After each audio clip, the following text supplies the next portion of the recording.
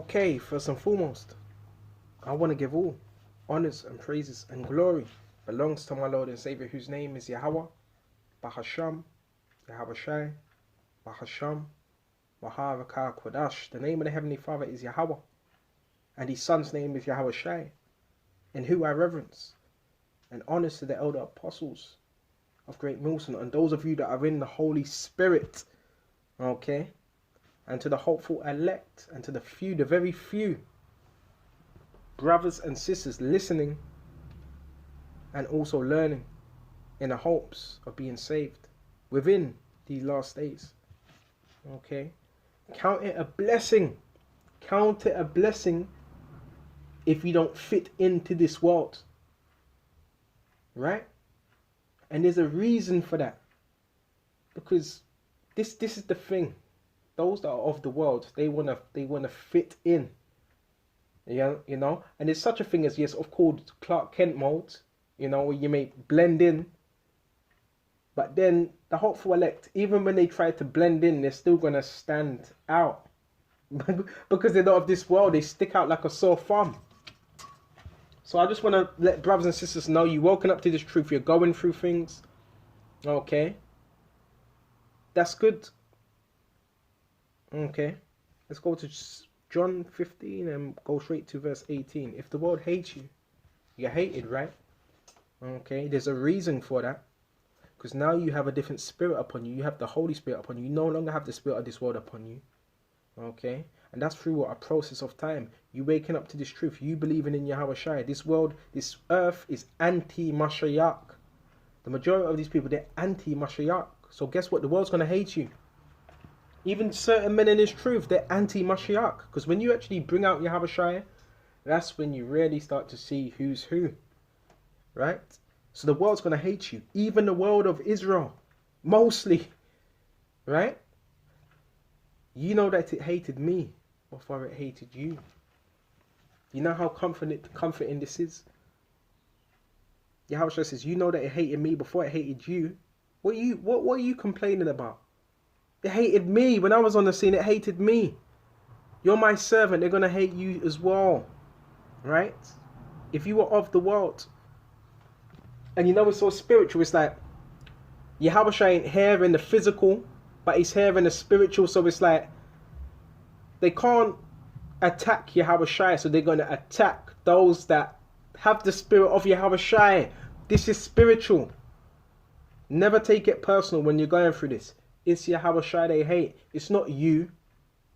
They may personalize it. They're going to say it's you, because a man ain't going to say, well, that this is just an outright demon. No, it's just the Bible. It's, you know, it's that I hate. No, they're going to personalize it. When it's ready, it's Yahawashi. A lot of men, they have a problem with Yahawashi. If you were of the world would love his own. The world would accept their own. Right? The world would the world would what's it? Excuse me. The world will embrace you with open arms. Okay? The world would love his own. So you'd be accepted. But because you're not of the world, and you see men in this truth, this is what you got to ask yourself. When you see things that, alright,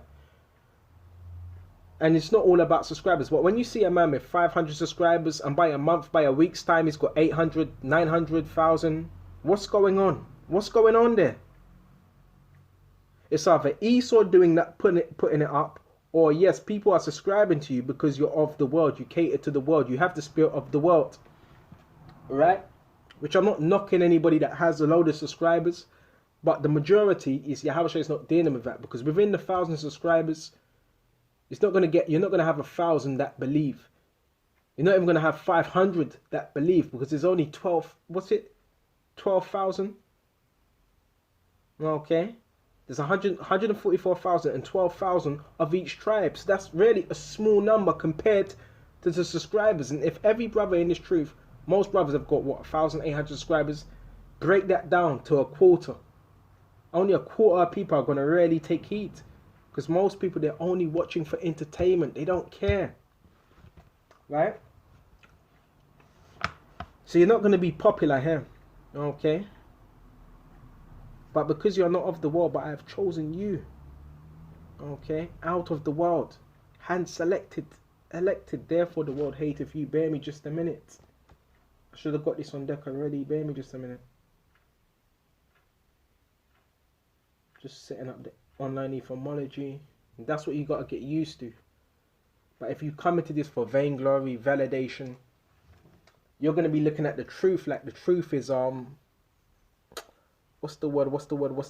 Like the truth in a particular way. Like, is this supposed to be happening? Yes, you're supposed to be catching affliction. People are not supposed to like you. Right? Wait me just a minute. What's that word? Chosen.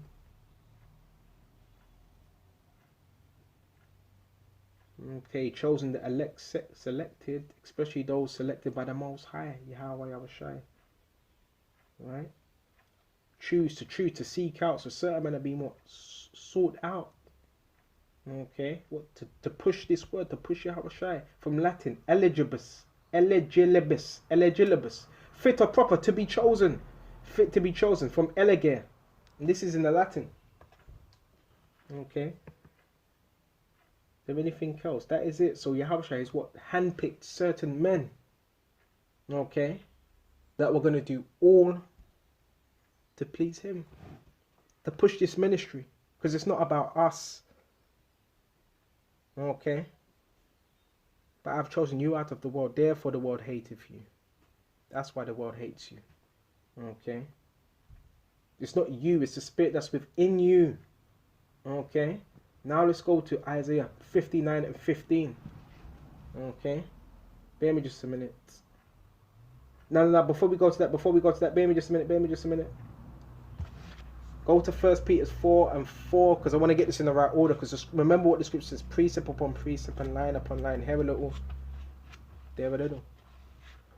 Especially when you first come into the truth. That's when you're going to really notice things around you, when you first come in. But you can't count it straight, so let's go to 1 Peter 4. Okay. And let's start at, okay, 4. You know what, let's get straight to the point. Let's start at 3. For the time past of our life may suffice us to have wrought the will of the Gentiles. To wrought means to work. We were working in the ways of the Gentiles. Acting like the Gentiles, doing what the Gentiles do. When we walked in lasciviousness, okay, lasciviousness, overindulging, okay, and so forth, reveling, okay, lust, okay, excess of wine, just feeding the flesh. And it doesn't mean a brother, before he came to truth, he wasn't disciplined. It just means you were walking in the ways, you never knew who you were, so you were walking in the ways of the Gentiles. Right? Because you had certain brothers that came into the truth before that. They had particular disciplinary lifestyles. Some brothers may have been athletes or whatever. Okay? But they were walking in the ways of what? The world. Okay? Revelings. Reveling is parties, nightclubs and so forth. Discos. Banquetings. Right? Which is what? Feastings of the world. Barbecues. Okay? Weddings and so forth. And abominable idolatries. Okay, some of you were into different idols, different religions, wherein they think it strange that you run not with them, to the same excess of riot, speaking evil of you. Right? So now you're broken away from that, and that's part of that separation. Now people see you as, he's strange, he's weird. And yeah, the world is gonna say that. The world's going to say, you're weird. He's a bit strange. They're supposed to think like that. Right? Because they don't understand the word. They don't understand Yahawashi. Right? That you run not with them to the same excess of riot, speaking evil of you. Bro, he used to do this. How comes he ain't doing it anymore? You know? So they're going to speak evil. They're going to gang up and speak evil of you. Whether it is your brother, your father, your relatives, or people you knew in the world. You know? Yeah, the guy thinks he thinks he's better than us now. You know? Which that ain't the case. At all. I don't feel like that. But Yahawashi has a group of select men. Yeah, the guy's out there. He's cursing out people and this and that. And, you know, that's how they look at us. You know?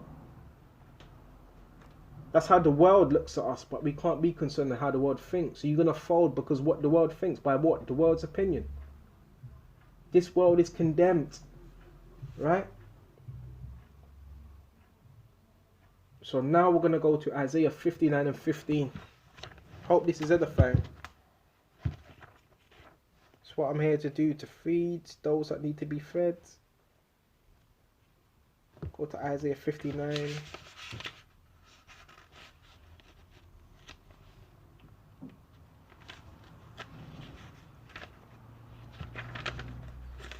Isaiah 59, and let's go straight to verse. Okay. Yep, 15. Yeah, truth faileth. Okay, why? Because we're living in a corrupt society. Okay, so truth always fails, especially when Esau's in control. And he that departed from evil. So that's that separation. Once you're woken up, now there's a process of, all right, you know you're an Israelite, but the elect, that's the difference. They were going to be departing from evil. Right? And that departing would be a process as well. Wouldn't just be overnight, but they depart from evil, making himself a prey. A prey to who? A prey to those that are of this world. You see, it makes sense. So what I want brothers to understand is, even certain men that claim to be in the truth, okay, you know, spies and so forth, most of the spies, who are they spies for? For Esau, and a lot of the time for the spiritual demon Satan. Why? Because they're of the world. So yes, you have men in the world that Satan will operate upon them.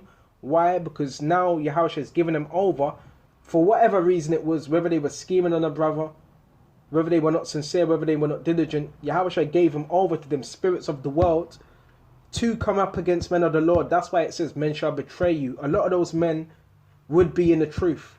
Wouldn't just be those of your family.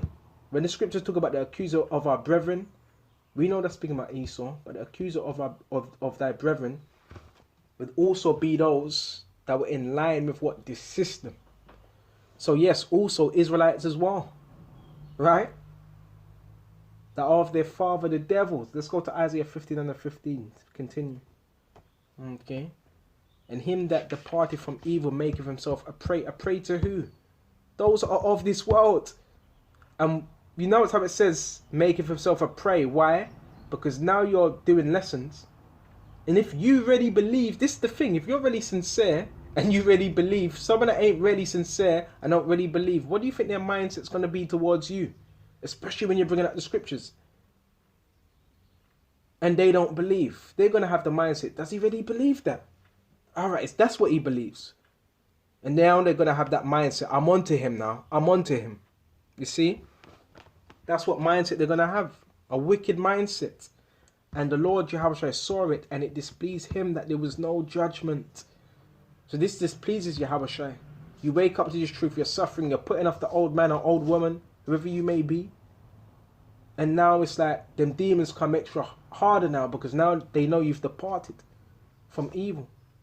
Right? So them demons, what? They have a scope on you, an eye on you. Right? And to back that up, let's go to 1 Peter 5 and 8.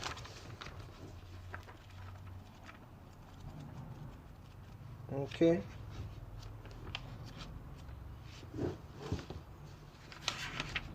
Go to 1 Peter 5 and 8. And it says, start at verse 8. Be sober, be vigilant. So we always got to be soberly. It doesn't mean you can't drink, but you're soberly minded. You're being observant. Be vigilant. Vigilant means observe surroundings, because your adversary, okay, which is Shaitan, the devil. And the devil, when you go into that word devil, is what? A deceiver. It's a culminator.